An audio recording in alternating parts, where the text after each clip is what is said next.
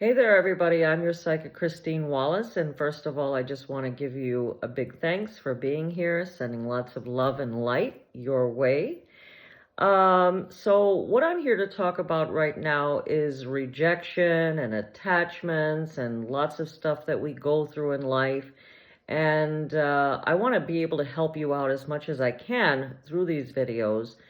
And also, if you're listening to me on podcast right now, or if you're listening on my website or any of my social media, do be sure to subscribe and definitely follow my website to see a lot of stuff that's going on, anything new and so on and so on. So moving forward, we're talking about love, relationships, attachments, and a lot of stuff that we go through in life. And sometimes we don't understand why certain things are happening. Now, I'm just going to make an assumption here that a lot of millennials are following me, but I'm also sure that there are a lot of people in my age group as well, and younger, because I'm kind of up in my age. But if any of you remember the TV series The Munsters, it was like a black and white kind of thing that I used to watch as a kid. And I think that the guy that created the show, The Munsters, it was meant to be a comedy, but I made an observation, and I'm sure that, you know, comedy sometimes can be like really serious depending on how we look at it. If you remember in this TV series, there was a niece that was living with the Munsters.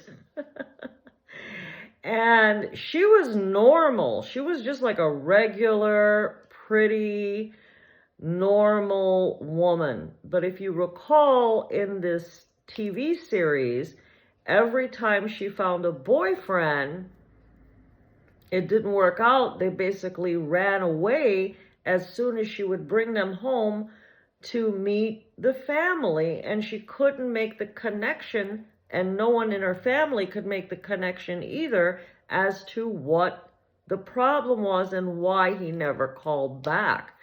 And if you also remember, she would start to cry and be really upset, thinking that she must be very ugly because her family basically told her that she was ugly because she wasn't looking like them. But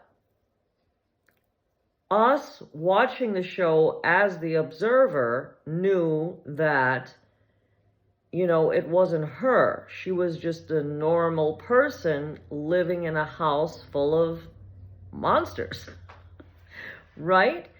And people were reacting to what she was connected to. So it wasn't her, it was what she was connected to. That was the problem, what she's attached to. Now, again, remember, she was clueless as to how she was being perceived by another person. And sometimes that can happen to us too, okay? In real life, like I said, I'm pretty confident that the guy that wrote this series very well understood that. So, okay, so maybe our family members are not monsters, but maybe they're problem people. That is possible, that what you are attached to could really be the issue. And another thing that we could be attached to is having significant trust issues, being in a relationship, needing constant reassurance from someone because we don't really trust them. And even when they do try to prove their trust, it feels like it's just never enough. And that's when we set ourselves up for failure. We could be going through some type of depression. We could be having some kind of negative energy that is radiating outward into the universe and people are picking up on it. It could be a past life karma, and that's another reason as to why you wouldn't understand what another person is reacting to. I mean, the list can go on and on and on and on.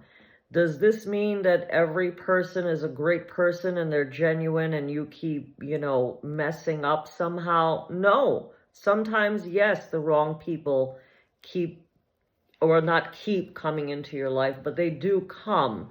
But when you find yourself in a situation where the same thing is happening over and over and over and over again, there might be something going on that you just don't see, because you're the person that's going through it and you're trying always to figure out what is the problem, what is the problem.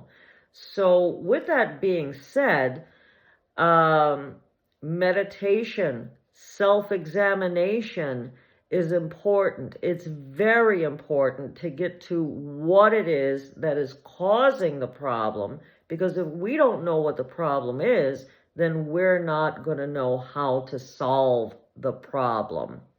You might be attached to some kind of negative feeling about yourself, low confidence, low self-esteem, because of the negative experiences that have happened in your life.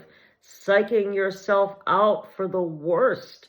Sometimes we can manifest stuff that we really don't want to. So if this is something that is resonating with you, it's always a good idea, like I said, to try to work on self-examining. Through meditation, when we quiet the mind and we try to really, really, really see the truth. In the Bible, it says the truth shall set you free.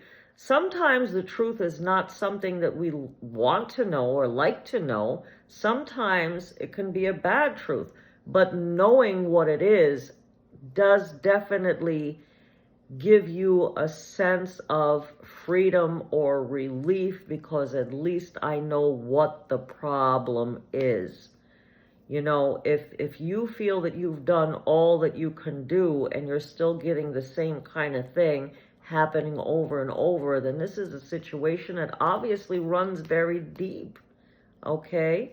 So another thing is that for many, many years, I have worked to help people facing these kinds of issues by helping people understand what the root cause of the problem is. And once we understand what the root cause of the problem is, that puts you in a position of power, because you have an opportunity to do something about it. Okay? Like I said, imagine if the niece from the comedy TV show, if she really knew what was wrong, she would have been able to do something about it. But even her family couldn't really understand what was wrong. They just saw her, you're different than how we are, and therefore there must be something wrong with you. So sometimes your environment, okay, might actually be the issue in making you believe something about yourself that really isn't true.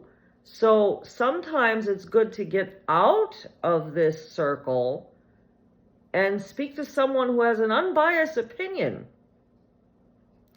And sometimes the stuff that's going on inside is really hard to share with someone, even people that you're close to, because maybe it's a little bit awkward to talk about. A lot of us don't want to reveal our weaknesses and vulnerabilities, even to, like I said, people that are close to us, especially if you're going through a lot of trust issues because of negative experiences that you've had in your life. But at the end of the day, in this life, I'm sure, like most of us, you want to live your best life moving forward, right?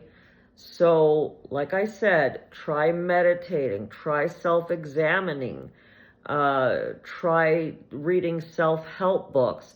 I've always felt, sometimes it's a combination of things that need to be done to address what the root cause of these issues are. And in some cases, from my experience working to help people with these kinds of problems over the last 30 years, sometimes it can be the simplest adjustment that can have such a major positive impact on a person's life. So I hope that this example that I've given you helps you understand that you are not alone, first of all, that these kinds of things do happen. People even write stories about it.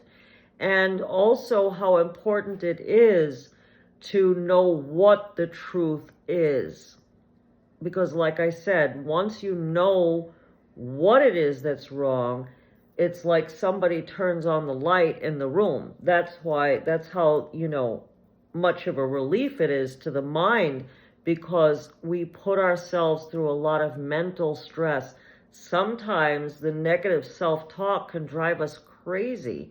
So that's another important step in helping the situation, or if you're going through this type of thing, regardless of what it is. It may not be love. It may be something else. It may just be your overall feeling. But nonetheless, we need to observe these things and observe the negative thought patterns, because sometimes our mind and how we talk to ourselves can actually be our worst enemy. So if you are experiencing lots of negative intrusive thoughts, judging yourself too harshly, then of course you're going to be miserable, because it's like getting a dose of verbal abuse every 5 minutes. That can be a problem. It can be just as painful to have negative intrusive thoughts as it is for someone to be judging you and condemning you all day long. But do you really deserve that? See, that's the loaded question. Is what you're saying to yourself the truth? Does my family really know the truth, just like the show? Or are they thinking, just because I'm different, who is right? Is the problem me, or is the problem you? So that's the thing that we have to really, take the layers off and get to the root cause of the problem. So that way you can break free from all of that toxic energy, and instead of, working against, because when we are not knowing what's really happening, then we are not working together with the universe. And sometimes the universe is going to push us and push us and push us and keep pushing us down a road that we don't want to go, just so we can wake up and kind of be forced to look at the situation and make the necessary changes. Sometimes bad things happening are not always, from some kind of dark force. Sometimes bad things happening in our lives happen because it's a catalyst to make us do something about something that is troubling us. So in any case, like I said, do subscribe to my podcast, subscribe, become a member, or subscribe to my newsletter on my website. If you want to reach me directly, go ahead and just call 855-70-TAROT, 855-70-TAROT. Sending you lots of love and light. Namaste, and wishing you all the very best of luck. Thank you. I look forward to serving you.